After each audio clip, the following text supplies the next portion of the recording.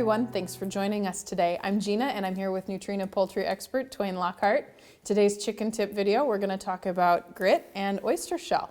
So Twain, let's start with the oyster shell. What is it and what does a chicken need it for? Well, Gina, oyster shell is a calcium supplement, but let me first say that oyster shell and grit are not interchangeable. That is a mistake a lot of people make. They do two different things, two very different functions. Okay, oyster shell supplements the calcium in your chicken's feed. Okay. Most layer feed has calcium in it, but every chicken's requirements are slightly different.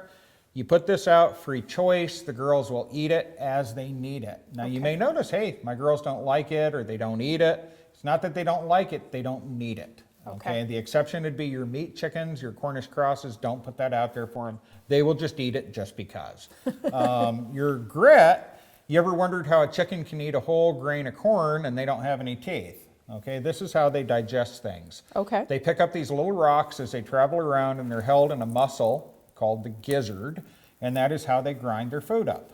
Okay, if your chickens are eating pellets and crumbles, they technically don't need grit, but if they're eating any kind of grain or plant material or bugs or stuff, they do. Okay. Especially the grain. It can make them very sick if they don't have access to the grit.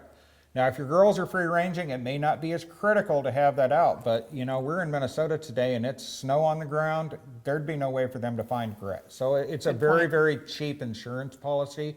Just keep a dish of that out. The oyster shell you definitely want to have in front of them also. All the time. So, and you always tell us, when in doubt, put it out, right? When in doubt, put it out. All right, thank you, Twain. Thank you.